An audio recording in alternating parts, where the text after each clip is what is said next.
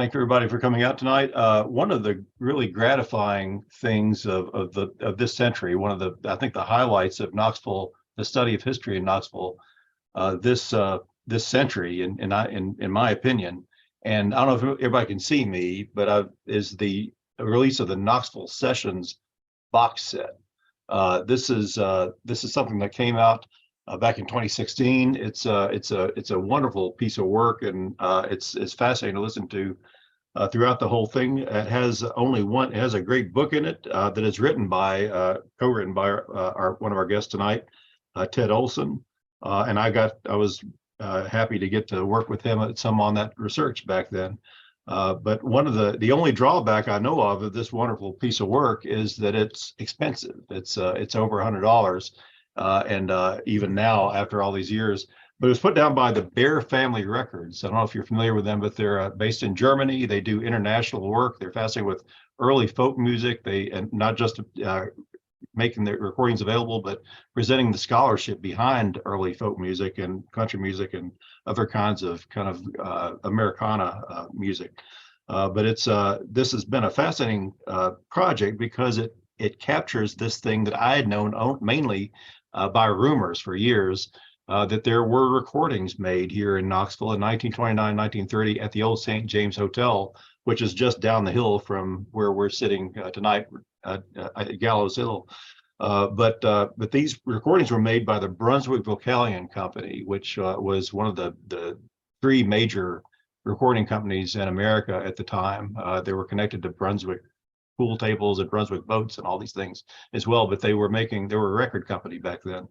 And they wanted to try this idea of going to various cities in the Mid-South, which had first been tried by Victor in Bristol, Tennessee, and Virginia in 1927, and turned up the Carter family and Jimmy Rogers. And then the next one was in Johnson City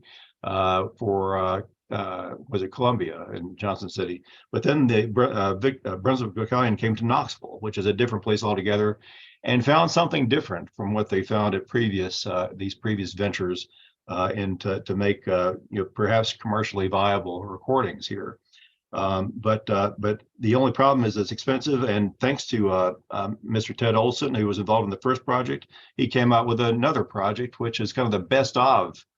In my opinion, the Knoxville Sessions, 27 pieces on a single CD, so you can hear the best of the country, the jazz, the blues, the gospel, the novelty stuff that they recorded back in 1929 and 1930 during this fascinating period. And without further ado, I'm going to introduce first Ted Olson, who's the author of this great book in there, which I refer to monthly, if not weekly, and not sometimes several times a week, because it's the best compendium of information about these musicians. Some of them well known, some of them otherwise obscure. For some of these musicians, the recordings they made at the St. James were the only ones they did in their entire lives. So this is invaluable, this piece of work. But without further ado, I'm going to introduce Ted Olson, multi-Grammy winner. I think you're the first multi-Grammy nominee, I should say, for several projects you've been involved with, including some very recently. I think this year you were nominated for Grammys for the Uncle Dave Macon project? It was for a Doc Watson box Doc set. Watson, that's right, Doc Watson, yeah. Wow. Yeah, but tell us about the Knoxville Sessions project and how that evolved into this latest CD, which is called, and it's an eye-catching CD that I think if it gets out into retail places, it should get attention. Called "Satan is Busy in Knoxville," and anyone who knows the Knoxville Sessions knows that that's one of the most memorable tunes on that piece of work. Sure. Well, thank you, Jack. Here's the cover, folks. Satan is Busy in Knoxville, revisiting the Knoxville Sessions. It was released in February of this year, officially by the Baird Family Records label out of Germany. And the two folks I turned to put out this single CD, kind of best of compilation of the highlights from the Knoxville Sessions, are on this event tonight. Jack, of course, thank you so much, Jack Neely, for participating in the project. I'm a big fan of your work, and it's always a pleasure to work with you. And also, of course, Mr. Sparky Rucker, who's right next to me, a legendary singer Oh, and songwriter and storyteller and author and many things.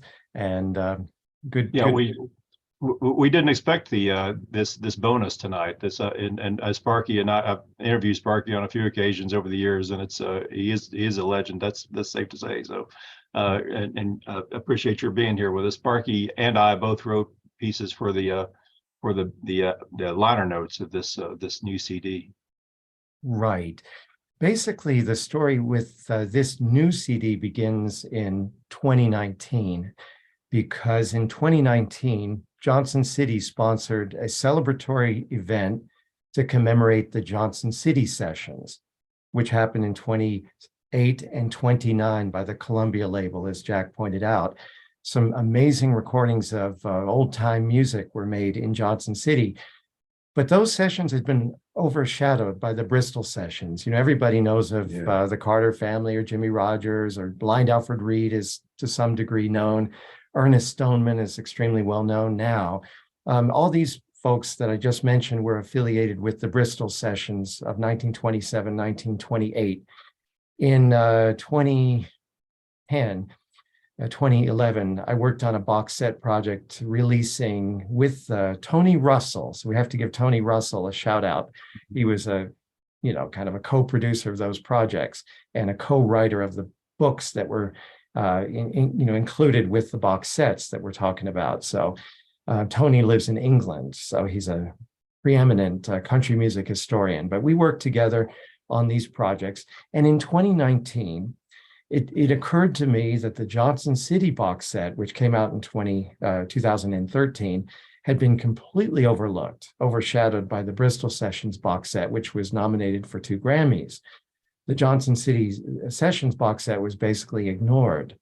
But in the opinion of many people, those recordings were ever the equal of what was recorded in Bristol.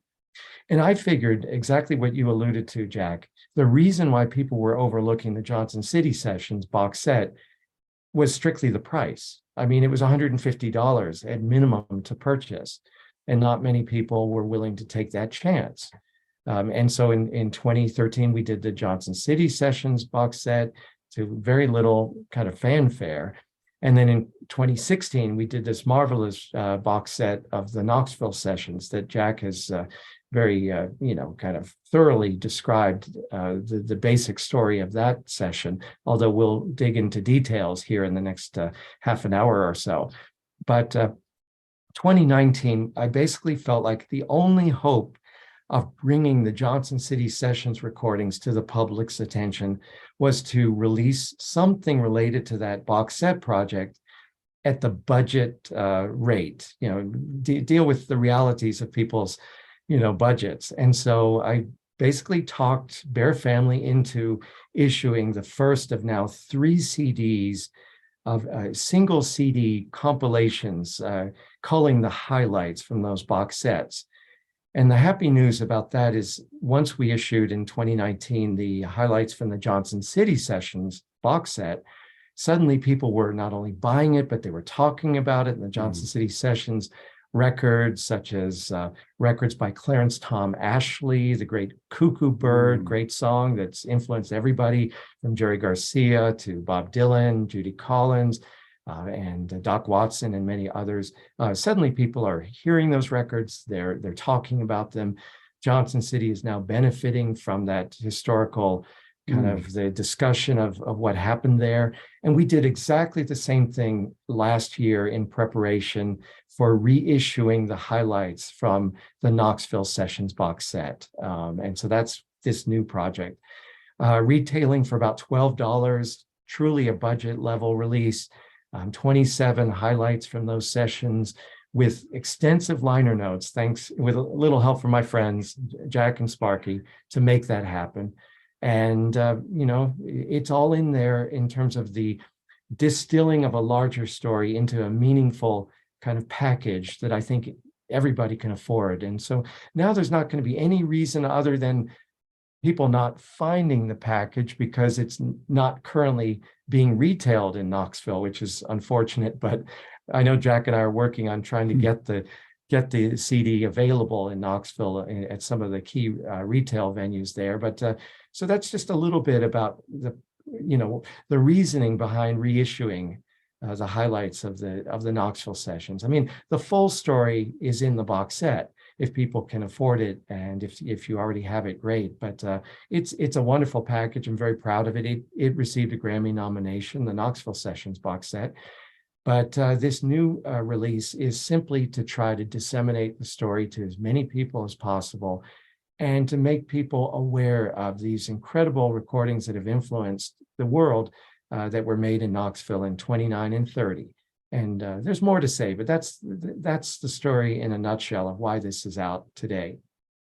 Yeah, and you've done a great job that the 27 pieces. I couldn't have picked any other 27 from the original box set. It's really just a great variety of things from very polished jazz to some kind of raw blues to some a lot of different kinds of country, and including, surprisingly, the first, is this the first known recording of Wabash Cannonball, or one of the very first?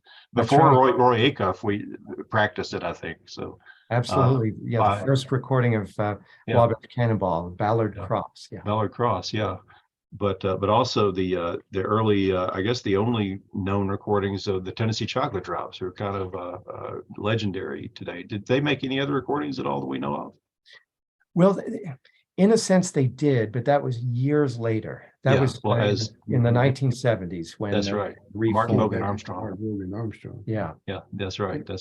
Yeah. Sparky knew some of the gentlemen involved with the Tennessee Chocolate Drops. Sparky, here to talk about? Would love to hear. Carl Martin and Howard Armstrong, I guess, are two of them. William Howard Taft Armstrong. We've got to get his full name. All right. Better known as Louis Bluey. Yeah. Well, the thing is, Knoxville was a crossroads town. Most people don't think about the fact that, it was like the connection to going north to Lexington and up to Cincinnati, and through Knoxville down to Chattanooga, then to Atlanta, or going east-west from Bristol over to Nashville. Knoxville was right there in the center. And for these recordings to have been made so soon after, and you made the connection when you asked me of Red Summer. And most people don't even know about Red Summer. I don't know how this country survived Red Summer because of the fact that you've got all of the inequities of Jim Crow happening to the Black population. And most people don't think about Black folks in Appalachia. You'd think they were all Jed Clampett. But we're talking 2 million people in Southern Appalachia. If that's not a culture, I don't know what is. Yeah. And then the music, as I was talking to Ted before we started, music was always a way of the cultures coming together, because you didn't say, well, that's a good song, but he's a banjo player, or he's a white banjo player, so I won't learn that song. We always shared them, just like we do today. We always shared the music. Yeah. And what was happening on those plantations, Jack, when they had a dance, they go out and get that fiddler who's been out there in the field and bring him on in to play the music. Well, let's get old Mose. He's been plunking on that banjo. We'll get him into the big house to play for this dance. And so to get the music recorded and getting all these musicians coming together, I bet you some friendships came about because of those recording sessions. Yeah. There's a great story about in the documentary Louis Bluey by Terry Zwigoff in the 80s, in which he interviews, I guess it's actually just them talking together, Howard Armstrong and Willie Sievers, who was the first female lead guitarist, or one of the first in country music, but to record. But she was with the Tennessee Ramblers, and is represented on this CD. But she and her family would play down just what we call busking today, just playing around downtown Knoxville. And they met Howard Armstrong on the corner of Central and Jackson, and they just began trading licks. And she said that she learned the blues licks from Howard Armstrong and his and the chocolate drops there. But that's just fascinating. It's something you don't think about, like you say. It's like country. Leslie Riddle teaching Mom Maybell how to pick those blues licks, you know. Yeah. Because they were always telling every time, you know, when I would talk to Jeanette, she said, "Well, Leslie Reynolds was the one that taught Maybell how to pick them blues," you know. Yeah, and Maybell was very honest about that. Right, very honest about it. But the chocolate drops though were different themselves. They were not really what we think of as blues exactly. They played fiddle and mandolin and played something like a country version of jazz or something like that. It was an interesting jazz for strings or something like that. It's kind of what I think of as the Tennessee Chocolate Drops. Well, you know, most people, Jack, when they think about the collection, you know, the early recordings, like I'm going to totally get out of Appalachia for a second. Robert Johnson, they didn't say play me all of your songs. They said play me your blues songs. Yeah, that was what they paid for. Yeah. And then, of course, Robert Johnson snuck in Hot Tamale with the Red Hots, which is a show song. Yeah.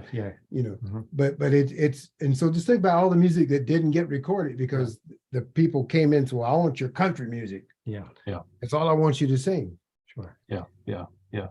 There is a fascinating story with what came of the two recordings made by the Tennessee Chocolate Drops. You know, Howard Armstrong, Carl Martin, and Roland Armstrong. Yeah, the trio. Well, they were released by Vocalion in 1930, 31, that period. They weren't in print that or available very long because of the Depression, you know, and the decline in the record industry at that time. But they were issued both under the name Tennessee Chocolate Drops to what was called at the time the race music audience, who were perceived by the record industry as predominantly Black folk. And then they also, the same record label, Vocalion, released the same exact recordings by the same musicians under the name the Tennessee Trio, and marketed that release under the name Tennessee Trio to what was called at the time the hillbilly music audience, perceived by the record industry as white folks. So it's interesting. That was the only instance that I can think of in the 1920s when a record company tried to get around the segregated nature of the record industry at the time and just bring great music to everybody. Yeah, Howard used to tell me about those things. Looking at, and just like with the Mississippi Sheiks. Yeah, their set list was almost exactly the same, where they were playing for a white audience or a Black audience, maybe one or two different songs, but it was the same set list.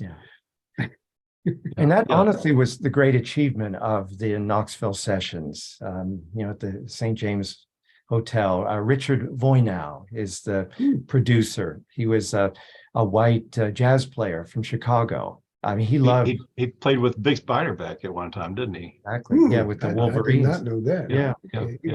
He loved jazz music, and he knew some of the folks, the jazz folks in Chicago, and he wanted, when he came to Knoxville, he sought out the widest possible variety of music that he could find. And so he recorded, we counted them up, 17% of the recordings that were made, that were released in among the Knoxville Sessions recordings, were by African-American artists. 17%, almost a fifth. When you think about it, though, and compare it to the Bristol Sessions and the Johnson City Sessions, where there was one, at the Bristol Sessions of 27, there was one Black artist. In Johnson City, one Black artist. And so that puts it into perspective. Richard Voynow really sought out as many Black artists as he could locate. And one of our tasks in putting out the box set in 2016 was to conduct research on some of the Black gospel groups that were on, among the releases from Knoxville. And Tony Russell, my co-producer on the project, and I had several conversations with Black congregations in Knoxville to try to find out who these musicians were because Vocalion recorded them, but didn't document their names. And so they were both kind of honored and marginalized simultaneously. Yeah, and that's I think you made a good guess about the senior gospel quartet, was it? That it might have been the Seni Chapel, which was a name of a real church here, a black church in Knoxville. And that's probably right, but we don't know that. So it's officially senior chapel. Exactly. Yeah, we went to the community, brought the recordings, played them for the senior members of the congregation. They heard them for the first time. There was no awareness that this had very possibly come from among their congregation. However, when we talked to one of the elders of the congregation, we came up with a pretty good guess as far as who the leader of that quartet was. And we were able to at least get that name included in the liner notes, albeit, of course, acknowledging that it's guesswork. My colleague, Tony Russell, calls this sort of work old-time archaeology.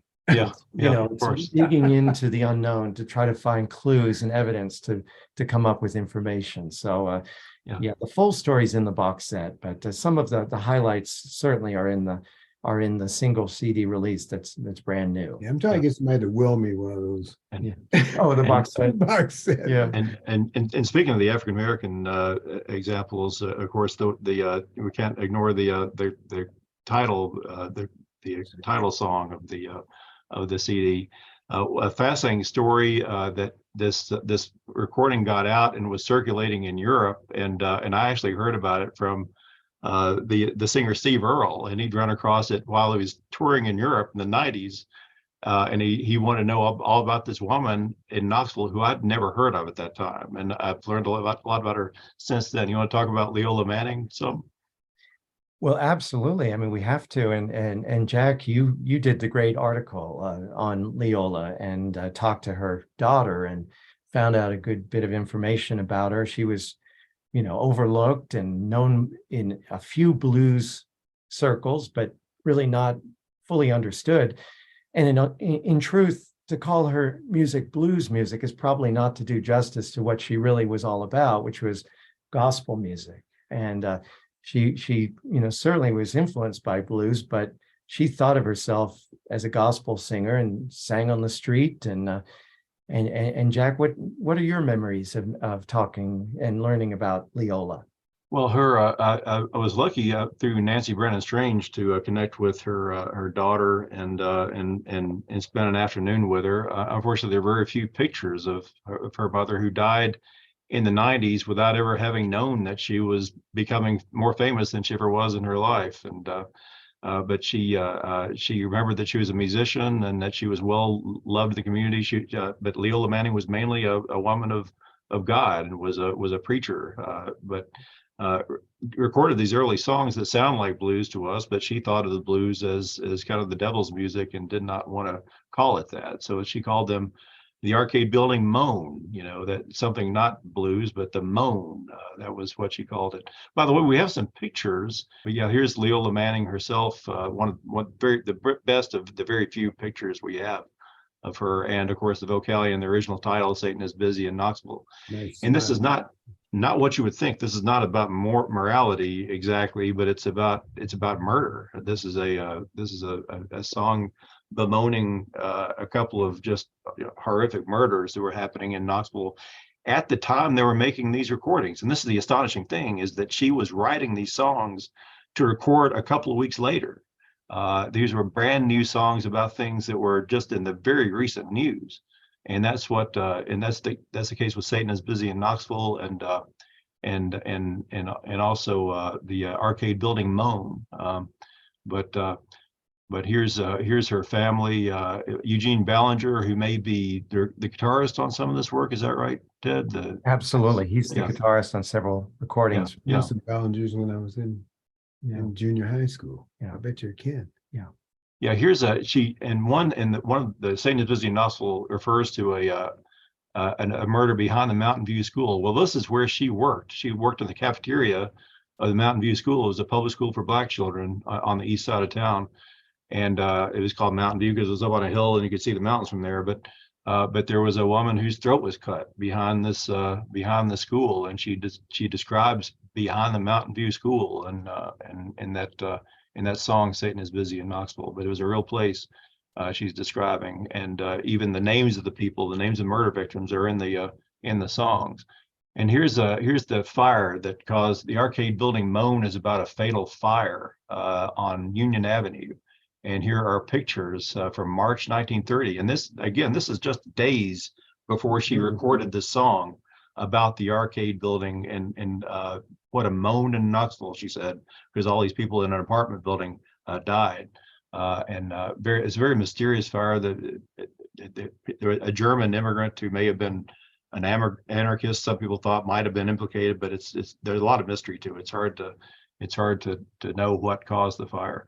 But it was a major fire, and we have a picture of what was built at the arcade building site right afterwards, which was later called the Grand Union Building. That's on Union Avenue, very close to Market Square. That's the Arnstein Building in the background.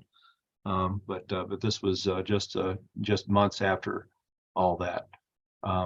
Anyway, just wanted to show those pictures to show that these were real events that Leola Manning was describing, and Satan is Busy in Knoxville, which I think has been performed more in the last 20 years than it ever was in the 20th century. But a lot of people have been fascinated with this here in Knoxville and come up with their own versions of it. But fascinating, wonderful voice. She had a wish she made more records, and her family didn't know that she made any records, in fact, and never heard anything about royalties. Ted, do you know, were any of these records ever available enough to have charted or even registered in terms of what we know of in terms of success of a record? Did any of them make money that you know of? Well, yeah, that is a very good question, and the answer is sadly no. None of them were hits. Even as hits were computed back then.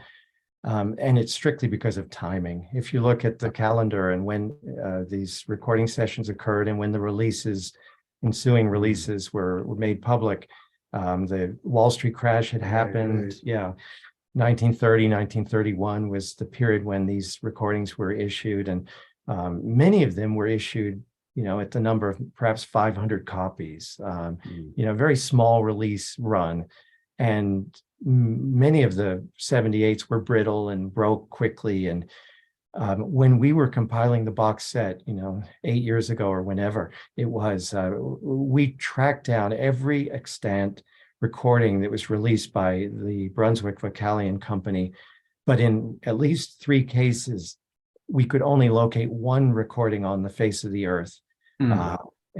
One of those recordings is on this new CD. So if we hadn't traced that one down to the only owner on the planet, who happened to, I think in that case, live in Australia, and that person, we had to negotiate with them. They were willing to burn a digital scan for our purposes. The amazing. Recording community is very generous in that way.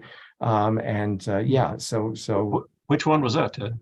Yeah, that was, let's see here. Well, of course, the other extremely rare one is not on this set, which was Sturkey's testimonial. Yeah. Sturkey needs to be acknowledged as having kind of underwritten these recording sessions. Yeah, and Sturkey was a Sturkey's Furniture, and you see his name on Gay Street to this day. The furniture company went in business 40 years ago, but they were a very big furniture company with 60-something stores throughout the South.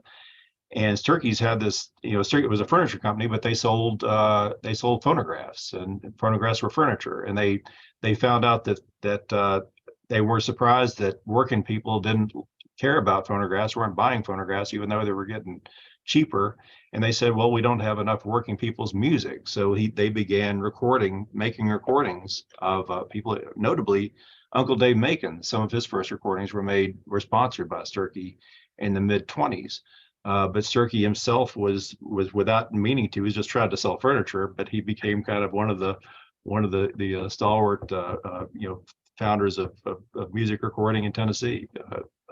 Because all recordings before that were made in New York. Actually, even his were made in New York. His sponsored recordings were made in New York before Nashville was ever a recording center at all. Yeah, but, of course, Uncle Dave came to Knoxville, and one of the great I don't know if it's a tragedy, but it's great losses is that Uncle Dave, headed back home to Middle Tennessee, not having recorded at Knoxville, even though he had made the effort.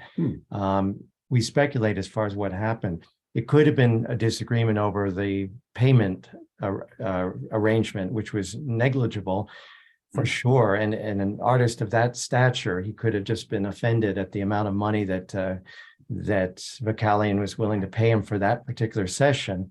It also, of course, always possibility that it could have been destroyed Wax Masters.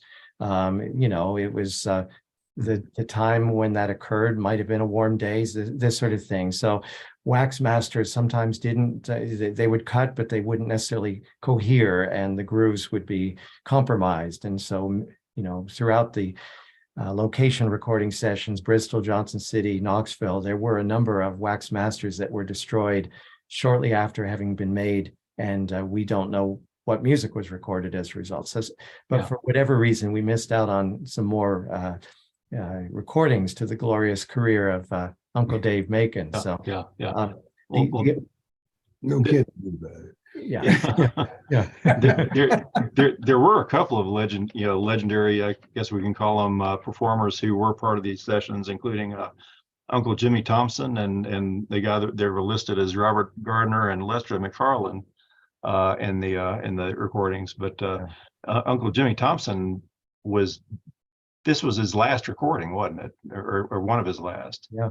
Yeah, he was kind of fibbing about his age too, which is one of the things Tony Russell determined in our research, that everyone had thought he was a certain age predating the Civil War, and he had been exaggerating his age in order to sound older than he really no was. Kidding. Yeah. So that's something that was revealed. The recording that Uncle Jimmy Thompson made, and of course he's famous for having been really the first artist in the Grand Ole Opry. Uncle Jimmy Thompson kind of predated the Opry. He was on a show in Nashville, radio show, and there were so many letters of praise for his performance that it led to the creation of the Grand Ole Opry. So he's kind of instrumental in all that, preceding everyone else associated with the early Opry, Uncle Jimmy Thompson. His recording in Knoxville is very interesting. It's more like a documentary recording than it is a musical performance, because the producer kind of asks some questions about what life was like back in the old days. This is all captured on the 78 on the shellac release that happened, and it's on the new single CD set because it's so historically important. The other record I alluded to earlier that's exceedingly rare is by Louis Baird, and it's funny what whiskey will do, and that's on the single CD release. And interesting how these things work. We were able to locate the only extant surviving 78 of this, put it on the box set in 2016. Lo and behold, during the pandemic, I get an email from his great-great-grandson, who had no idea this record had ever been made. And we started a conversation. His great-grandson got enthused about that the Baird family, Elmer Baird and Louis Baird, had made early records, and actually issued his own privately released recording collection on I think it's online only. But it gives folks a sense of how these projects are about community engagement with these stories, with this music. How did the word get out to get the musicians to come in? Yeah, in the case of Knoxville, it's pretty easy to explain. There were brilliant articles appearing in the Knoxville newspapers describing the fact that a record company was in town and making records. And that definitely would have influenced people who arrived after, say, the first day. Always the first day at any of these location sessions, there are a handful of invitees. Like in Bristol, it was Ernest Stoneman came first. And but then in Bristol, there was a Bristol paper. First there was an ad for a furniture company with a little kind of inset blurb saying recording sessions being held downtown Bristol at such and such a place. And that led to many people arriving. But in Knoxville, it was much more overt and much earlier in the process. the Knoxville papers supported this, probably because of the Sturkey connection. There was a lot of kind of maybe political clout there, and the Knoxville paper wrote a brilliant series of articles about the recording sessions happening in downtown Knoxville. We reproduced those articles in our box set in the big book. Yeah. So that's how people found out about them. And then, beyond that, it's hearsay, Richard Voynow, the producer, probably reaching out and talking to people, and, people would talk to other people, and auditions were held. And some of the auditions were held in a barbershop there across the street from the St. James Hotel, Gene's Barbershop. Yeah, cool. That building may still be there today. Yeah. But another legendary act was Mac and Bob, and they were one of the early recording artists in country music. And you see them. They were from Kentucky. They lived here and early in their careers and performed here. They were both blind guys. They met at a school for the blind in Kentucky, I believe. But they became well known and spent a lot of their career in Chicago. But they're also represented here. They were here long enough to make their recordings, their presence known, and at the St. James during those sessions as well. And their recordings in Knoxville are beautiful and, shall we say, very sophisticated. Different types of kind of musical skill sets involved with the Knoxville Sessions artists. And, there are a lot of folks who were, shall we say, playing mostly for themselves and their families, this sort of thing. Mac and Bob were quite used to playing for large groups gathered around on the street. And you could potentially, if you wanted to use this word, call their music very slick. It's very polished and refined.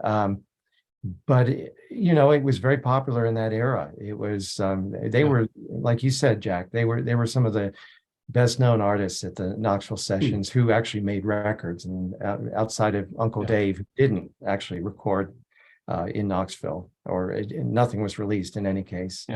Mac and Bob made some great records in Knoxville, and they made a lot of them in Knoxville. They were it's quite clear that Vocalion had an established fan base for Mac and Bob, and saw Knoxville as a way to build, create more records to sell to that established fan base. So my guess is they probably sold more records than anybody at the Knoxville Session, simply because they had probably the largest fan base. Yeah. And speaking of smooth, of course, Maynard Baird and his Southern or Southland Serenaders, they were probably, in terms of audience size, the most popular band in Knoxville in 1929. Because they played everywhere. They played in theaters, they played in country clubs, they played for dances and things. But they're more like a very smooth version of jazz, that they very practiced version of jazz that they kind of worked out for a kind of what they considered a sophisticated audience, I think, at the time. But it's kind of a surprise you don't expect to see in Knoxville in 1929. But that was another part of the music market back then. And it's a real credit to Richard Voynow for bringing Maynard Baird into the studio, making the recordings with a jazz group, because Ralph Peer in Bristol made one recording of a jazz group, but didn't really release it. He wasn't really seeing jazz music in Appalachia as part of his projected marketplace, and kind of marginalized it by not releasing it. As opposed to, obviously Maynard Baird's record is fantastic. It maybe didn't galvanize, a huge response in terms of a fan base, but locally speaking, it was well received, and it's certainly well played by Maynard Baird and his orchestra. Yeah, he did have some fans in the North. I know, because I saw his son show me all these letters that he would get when he played on WNOX, and that they would, even in New Jersey, somehow they picked up WNOX in those days. I guess less clutter on the air or something. But they toured the North occasionally too. But yeah, any others you think we need to talk about, just to give people a sense of this really fascinating CD? Well, sure. On this set, people can hear shape note singing. So that there's a quartet singing that style. let's see, there's a holiness group singing Pentecostal holiness music. The Kentucky Holiness Singers is the name of the group. It possibly was a renamed version of the same group that recorded in Bristol, Ernest Phipps, possibly. So keep in mind, folks, that these labels were in competition with one another. And sometimes the same artist would record at different sessions under assumed names, but it was the same people. That most likely happened between Bristol and Johnson City. The same blues harmonica player, L. Watson, probably recorded who recorded under that name in Bristol in 27, likely also recorded in Johnson City in 28 under the name Ellis Williams. So, beyond that, let's see here. There's just some amazing recordings on here. We'll talk one or two others. The Wise String Orchestra performing Yellow Dog Blues. Now, if any of you are fans of W.C. Handy, that's a Handy composition. The Wise String Orchestra playing, what had been the self-proclaimed father of the blues, W.C. Handy from Northern Alabama. And it's a great rendition, and it's more illustration of how a white string band chooses to perform their one opportunity to make a record, a recording by an African-American composer, W.C. Handy. So it's a brilliant performance, and one of my favorites personally on here, and I think it's a good one to talk about.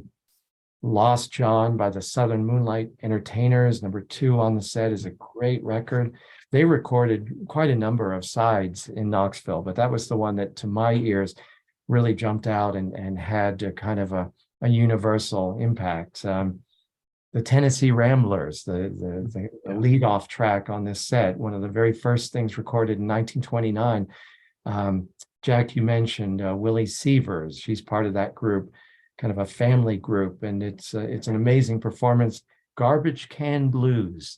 It has all the humor and audacity of a great blues song, and it's that was the white band that admired Howard Armstrong so much. So there's great evidence of how music transcends artificially imposed social barriers. Yeah. Well, great. And one that's going to pop out to some people who live in a certain part of Knoxville is the Ridgell's Fountain Cityans, who just had a good time in the studio, it sounds like. But they were from Oklahoma originally. I think they were living somewhere in Fountain City at the time that they made the recording. I was going to say that's another instance of where Tony Russell and I visited the descendants of the musicians. We visited their descendants in Fountain City. And so we kind of were able in our notes for the box set, and some of it's in the new release, to distill kind of personal stories of the musicians who none of this information was documented by the original recording engineer or producer back in the late 20s, early 30s. We reclaim their stories in our process of documenting their music. So it was really quite an experience to sit in the living room of the descendants of the Ridgell's Fountain Cityans and to learn about their ancestors right then and there. All right. Well, I know you all need to go. I really appreciate the time you've made for us. And Ted and Sparky, keep doing what you're doing. It's great, and it was just a great surprise to have both of you tonight, and not just Ted. Although Ted, I think could certainly fill several hours with us, and I hope you do again someday. Rejoin us sometime. These recordings for the single CD, Satan is Busy in Knoxville, were remastered in 2022 using new technologies for the process of capturing sound and removing sediment from 78s that are very old. Remember, folks, there are no masters for any of this material. It only exists on 78s. If it exists at all, it's on a 78. So people can hear, dramatically cleaned up versions on this new set that are even more enhanced and cleaned up than what was released even 8 years ago on the box set. Wow, how about that?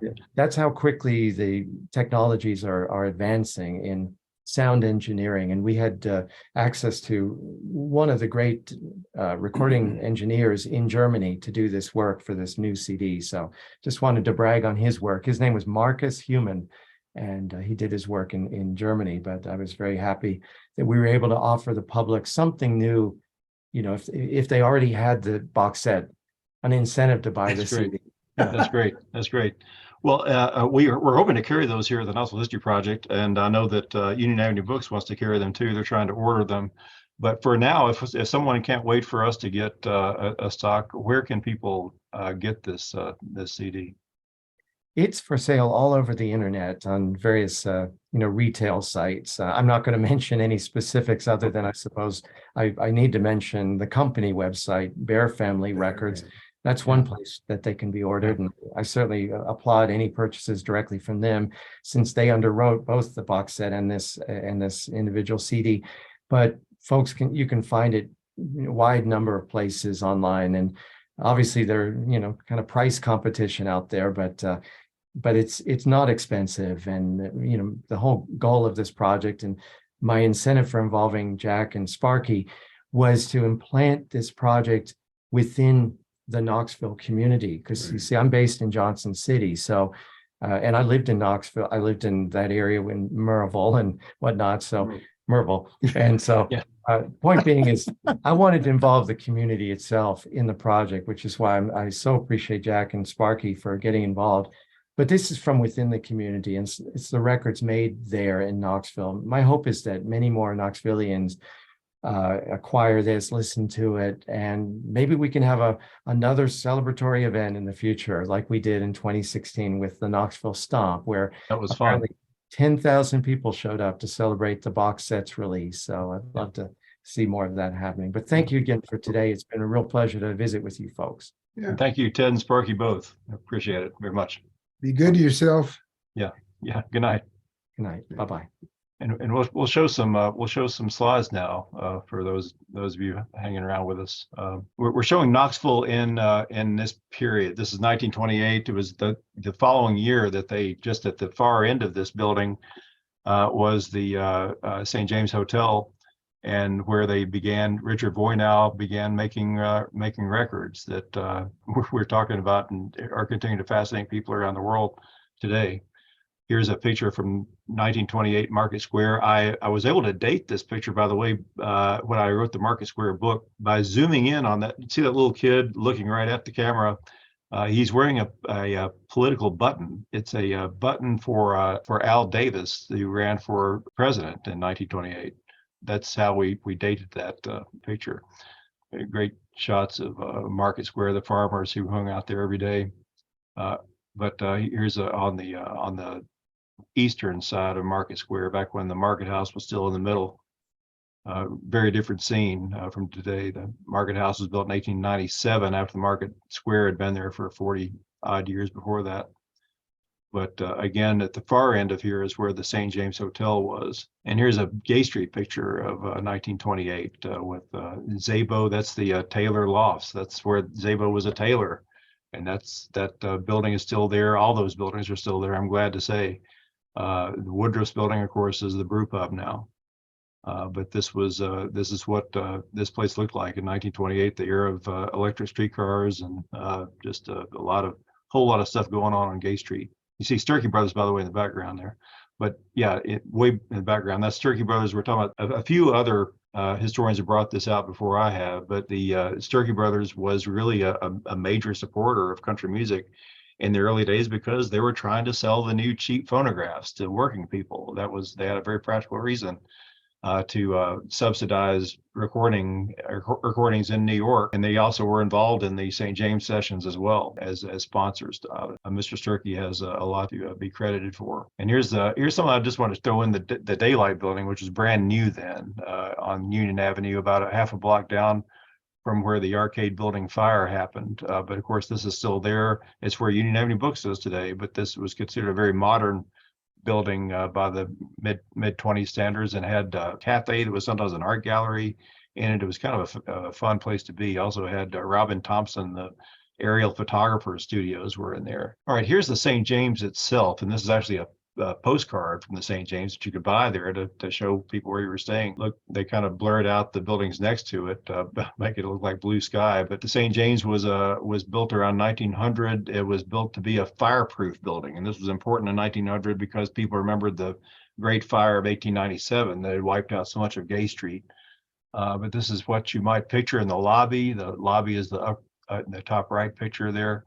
And of course a typical room in the St. James. It was not the fanciest hotel, and it wasn't one of the top 3 fanciest hotels in town, but it was a very decent hotel that in those early days that people were happy to stay in. But that's where Richard Voynow set up his Brunswick Vocalion recording gear in that, just in a room right off of that lobby that you see with mezzanine around it there. Okay, here's a photograph of it from the front, and it's the tallest building on the block there. That's the St. James right there, with these other buildings right next to it that don't show up in the postcard picture. That grand building in the back, by the way, is the old Union Terminal. That was a bus depot, more or less, that several bus lines used, and it had an arcade in it with barbershops and cafes and stuff right in the middle of it's a beautiful building that I'm sorry is not there, but this was the photograph that was used for the cover of the box set version of the St. James Sessions, just to show a sense of the kind of the seething street scene of the 1930s at the time. And here's Richard Voynow, very interesting guy. He was a pianist. He was a member of Bix Beiderbecke's band, and it's interesting to note that he was gay in those days, but he was the guy that was in charge of the St. James Sessions in 1929, 1930. He apparently split with Bix Beiderbecke, had some kind of argument with him. Of course, Beiderbecke died right after this. He died in his 20s still, but Richard Voynow was a very young guy himself, and had this just idealistic idea to make these recordings in Knoxville in 29 and 30, and unfortunately they were disappointing financially to him and anybody else that was investing in them. But he was what made all this possible, because he was a jazz guy. He'd worked with Hoagie Carmichael on some stuff in the 20s, but he knew his music, and he appreciated all kinds of music, and made all these recordings at the St. James. All right, here's an early ad for Vocalion, and shows that Sturkey Brothers was carrying a solid carload of Vocalion records, and these were not the ones that were made at the St. James, probably, although Uncle Dave Macon was one of the ones they advertised, and also McFarlane and Gardner, who were better known as Mac and Bob. Those were people who were at least at the St. James and making recordings, or trying to. Mac and Bob, of course, as Ted mentioned, did release a record that was made there. But Sturkey's was really pushing the records they were making. And here's we talk about Maynard Baird Southland Serenaders, and this is the kind of band they were. It was before the big band era, but they had a pretty big band at the time. About 10 pieces, and Maynard Baird is the guy fifth from the left, right in the middle, playing the banjo. He was a banjo player back in the days when banjo was a jazz instrument, especially used for percussion. But he was the banjo player and the band leader of this interesting and surprisingly sophisticated band that had a certain number of fans up and down the East Coast, but were based here in Knoxville. 10 Southern Gentlemen Orchestra, the peer of modern syncopation. Yeah, the Wayside Inn. Oh, by the way, Wayside Inn. You mentioned the Wayside Inn. That was a surprise. We know today that the Wayside Inn, some of you may know, was later known as Alberti's, later known as Naples, and they just tore it down recently. It wasn't actually the same building that this was in, but it was on the same site in Bearden. This was the Wayside Inn was a restaurant that was open 24 hours sometimes, when they had bands playing there late at night. Sometimes they would have bands that would start at 12:01 after midnight, and they would have dancing all night long right there in Bearden. The original building, I think, burned down in the 40s and was rebuilt into the kind of Airstream style building that we remember seeing there, until it was torn down just a couple of weeks ago. But the Tennessee Chocolate Drops also played there. They had all sorts of mainly jazz performers playing at the Wayside Inn in the 20s and early 30s. Speaking of Maynard Bears Southern Serenaders, another ad for them. But what makes this interesting is that this particular performance includes a personal appearance by Miss Helen Monday, dancer, entertainer, star of Stark Love. If anybody's been to the movie exhibit at ETHS right now, Helen Monday was kind of a flash in the pan, but she was a remarkable actress in this one naturalistic movie they made about hill people, and was released in 1927, I think, and was a big hit among critics in New York. And it looked like she was on her way to a significant career in Hollywood, and she just didn't like the business. She married a band leader and settled down, and people thought she died many years before she actually did. But interesting lady who did what she wanted to do in those early days. She was discovered by these directors working just hanging out with friends after high school in a soda fountain downtown. But sent her in this fast-paced entertainment business for about a year, and then she just decided she didn't like it and got out of it.